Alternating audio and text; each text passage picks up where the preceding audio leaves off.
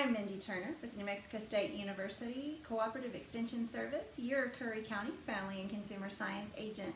Welcome back. This is our third installment of the Semi-Homemade series, where we're sharing recipes that all begin with something pre-made or made ahead of time for you to make it a little simpler, quicker to put together, and in some cases a little cheaper, depending on what it is that you're trying to do. So far, we've talked a little bit about appetizers and those great finger food snack things we can take.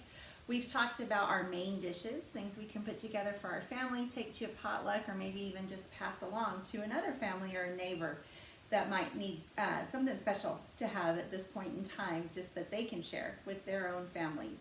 Today, we're going to talk about those side dishes. How do we round that meal out? What else can we put in there with it that doesn't take an extra 20-30 minutes to add to your meal?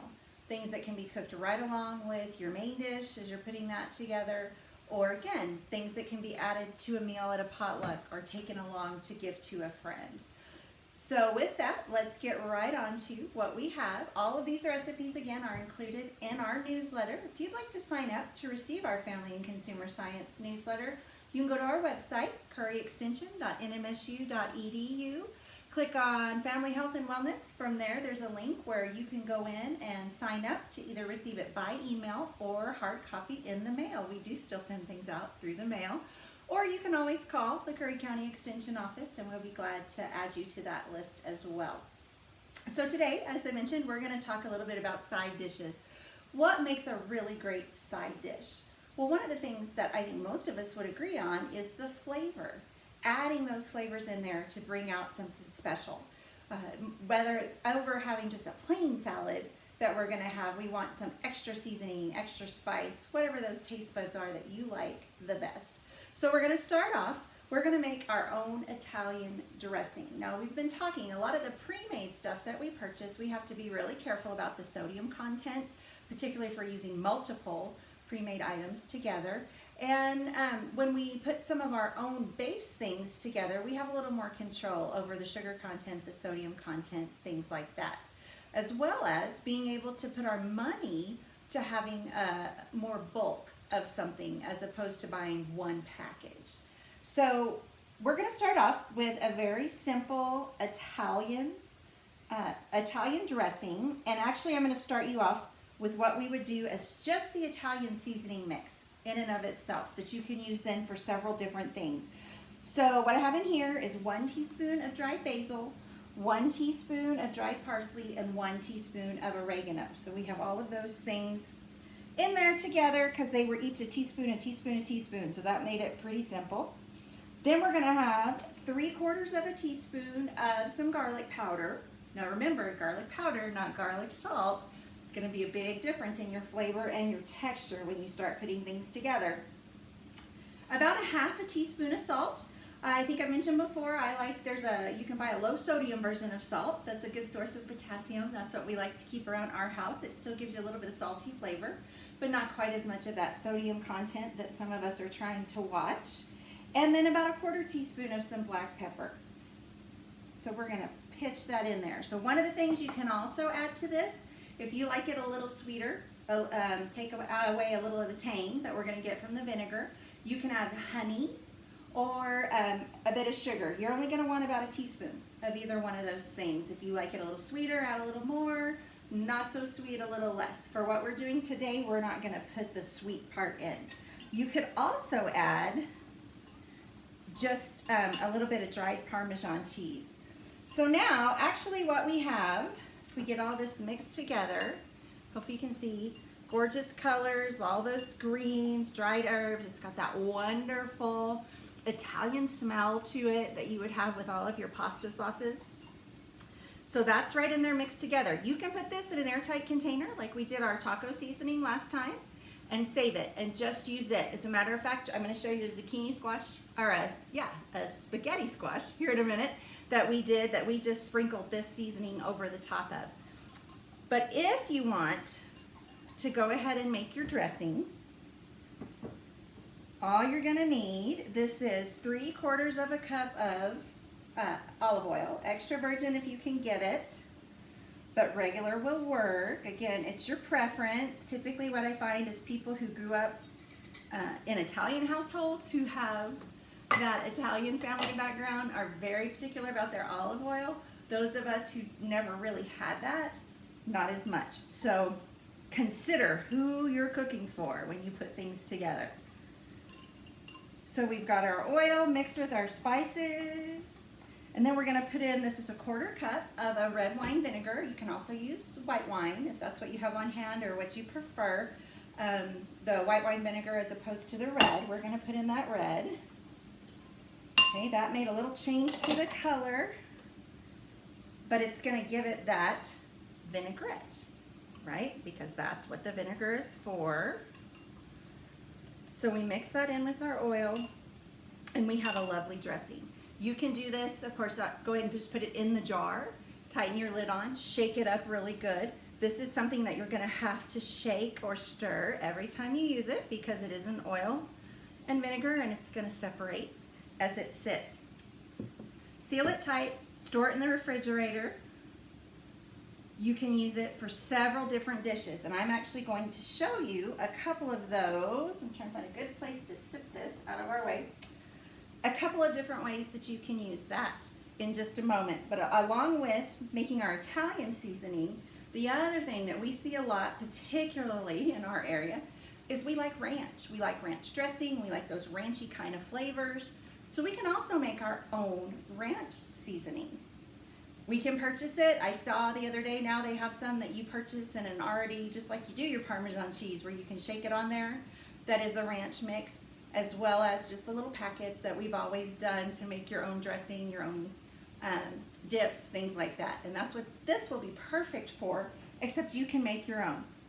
So what we have here, this is a tablespoon of parsley, just dried parsley, and a tablespoon of dried dill. So that's what we've got in here, the green part. And then I went ahead and measured everything up. So 2 teaspoons of garlic powder, 2 teaspoons of onion powder. You can have 1/2 teaspoon of salt and about 1/4 teaspoon of pepper. Again, that's up to you for your flavors. I left the salt out on this one because you have that great garlic and that great onion to go in here together. Again, you can just mix it up. You want to get it good and mixed, except these prep bowls actually have lids where we can take it. This would be sealed airtight. I could store it in this. But I'm also just gonna make sure my top's on tight and shake it around so that it's really good and mixed up in there. And then you have, smells like ranch, your ranch seasoning that you could use again to make your own dressing, to make a dip. What we're gonna do with it right now is we're gonna make ranch style beans. This is one of those things that you're gonna hear all different types of things about how people feel about what makes ranch style beans. And they're different, of course, than like a Boston baked bean, which would have your brown sugar and your mustard and your bacony stuff in it, as opposed to regular pinto beans with some type of a meat base that you're putting in there as well, maybe a ham hock or again bacon that you're adding to those. So these are very simple. I have pinto beans here. These are canned pinto beans. Again, we're talking about using some pre-made things or maybe some things you have on hand to save the time, because a lot of us, by the time we soak the beans and then we cook them in the crock pot, it's a couple days to get beans made. And they're fantastic, of course, if we have the time, the resources to do that. So this is an easy way to jazz up kind of that can of beans that you might want to share and save with your family. So you just take your ranch seasoning, sprinkle it in there, and you can see I still have a bunch left. It doesn't take this whole thing to season my 1 can. And then you're just gonna stir it up. You could heat these in a saucepan on the oven, on top of the stove, or you could pop these in the microwave for a few minutes just to get them good and heated. Again, personal preference. I like putting the seasoning in before I heat it so that as it heats and it bubbles up, all of those flavors blend in with all of those juices. Some people, because you may have a child that doesn't like that flavor, so you want to make it plain and scoop out their part and then go ahead and add the seasoning for everyone else. So for this, honestly, it really wouldn't matter as long as you get it stirred well and mixed together. Okay, and you can even see, I don't know if I can get them close enough, but where it changes the color with all of those flecks of green and just gives them that little more fresh look to your canned beans. Okay, so a great way to kind of spice those up is just to add that ranch flavoring. So now let's talk a little bit more about our Italian stuff. I have a couple different things that I really like to do, particularly with Italian seasoning, but you can use a lot of different options. And that's where we've talked about with so many of the recipes that we've been sharing, that in the situation we're in, sometimes we can't find things at the store. Sometimes we have things on our shelf that we know we need to use. So being able to swap out and substitute items is a big part of what we're looking at. So this is a slaw, okay? Slaw is exactly what it sounds like. It's all grated up in here, so you have these little fine pieces. This is broccoli slaw, so it's broccoli, carrots, and red cabbage. Traditional slaw, of course, when you make coleslaw, is going to have cabbage and carrots, and typically then a purple cabbage or a red cabbage to go along with that. This is just another take on that. This is pre-shredded like this. I purchased a package that was already pre-cut. You could very definitely grate and shred all of your own vegetables to make this if you wanted it to be a little bit fresher. Once you have this, you can add whatever type of dressing and topping you like. It's great to throw in some dried fruit, different types of nuts, whatever that flavoring is. Again, traditional coleslaw dressing tends to have a lot of sugar in it. That's what makes it good, right? We like the sugar part. And it can also be high in fat. You can buy the low fat ones, you can buy sugar-free that's flavored with different types of things. Or like for this, with the broccoli, we're gonna have to whip this up again because it's already separated. But with the broccoli, the Italian dressing is an awesome topping that you can add in there.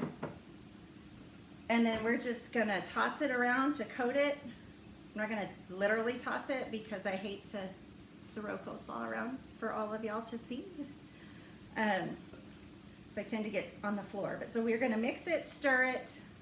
Again, you can see where all those lovely herbs and spices that we put into our Italian mix are now coating this. Okay, and making it look yummy. It also smells great. If you like that great vinaigrette smell, okay, that's in there as well. Now, the other thing about this, and if you add a few nuts, whatever in here, it has a nice crunch. Okay, it's not gonna be as soggy as a traditional salad, and that's important to a lot of people. It's the texture, how they like to eat things. So it's a great side dish to think about taking along. It can sit in the fridge, chill through to get all of those flavors blended. And then of course, take it out and share it. So the final thing that I wanted to share with you today, because this is one of those things that I know I used to avoid because I just wasn't familiar with it. And it seemed like a lot of work for not a lot of return. But I'm gonna tell you, it's a pretty great return. It's a great nutritional source. It's an extra vegetable that you might can get your kids to try to eat so that they are getting that extra nutrients from that. So this is a spaghetti squash. And what we've done is baked it. Okay, so to start with, we cut it in half, scooped out all of the seeds from inside, brushed it with the olive oil, and then I went ahead and sprinkled that Italian seasoning on the top of it. Flip it over on a baking sheet. You're gonna poke some holes with a fork so that you can let the steam in and out, okay? Because otherwise it might crack or split if it pops up. This one I put in at 350 for about 25 minutes. This was a smaller one, depending on how, and I was doing 350 because I was baking some other stuff at the same time. You could actually go up to about 400 and cook it a little quicker. You don't want to get it too hot because of course it's like anything else, it won't go all the way through. So you want to check it every so often. You want to make sure it's starting to kind of get soft, kind of like when you do a baked potato or anything else like that, that you can feel. Then you let it cool till you can touch it so that it's not so hot to work with. And the great thing then about a spaghetti squash is the texture and the way it's made. So now we can take a fork, Okay, and I hope you guys can see that. And just with a fork, it's gonna come out of there with that, almost that slaw-like texture that we talked about, but looking like our spaghetti noodles, like the pasta would. Okay, but it's squash. So this is an excellent, if you're cutting back on carbs, if you're trying to get away from having as much pasta, it's an excellent substitute for spaghetti. So out here in the dish. It is better to bake it like this first and then pull it apart to make your dish. So now you could use a marinara sauce, whatever pasta type of sauce you like. We could put that more Italian seasoning, a little butter, even the ranch seasoning, if that's really what your family likes. We can just put that Italian dressing right on top of this, toss it up. Again, you could add chicken, you could add beef, you could make it actually into a pasta spaghetti dish. We did pre-made meatballs in the last episode. You could throw some of those in here with some sauce and you would have what would almost be a pasta dish without the pasta. So that's an excellent thing to think about, especially if you have some dietary restrictions. So these are some side dishes. Again, quick, easy. It's about the flavor of what you're bringing in, as well as adding those additional vegetables and the nutrients that we need to get, whether you're having a casserole or some other type of a grilled, just some grilled meat would be fantastic with any of these. So keep that in mind. Remember, one of the things we're talking about this time, a couple of the publications that we have through our experts at New Mexico State University. This one is in a pinch food yield, so thinking about, hey, I'm gonna make some Italian dressing and I wanna use olive oil to do that. How much olive oil do I really need if what it's asking for is 2 cups? So you're gonna be able to look on here and figure out how much you need to purchase based on what your recipe calls for.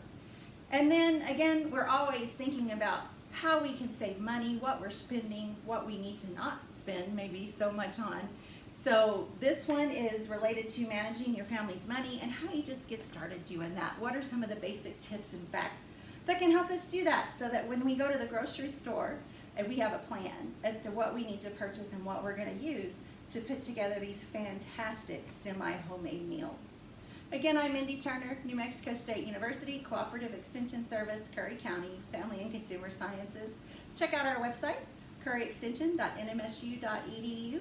Give us a call. You can insert questions on the website, or you can just call us up and we'll be glad to talk to you. Now remember, we are still under some restrictions within our office, so even though our door is open, we can't all be there all the time. So please call before you come so you can make sure the person you would like to speak to is available. I hope you enjoy these recipes. Please let us know if there's something that worked really well for you or something you would like to see in the future. We'd be glad to help you out with that. Have a great day.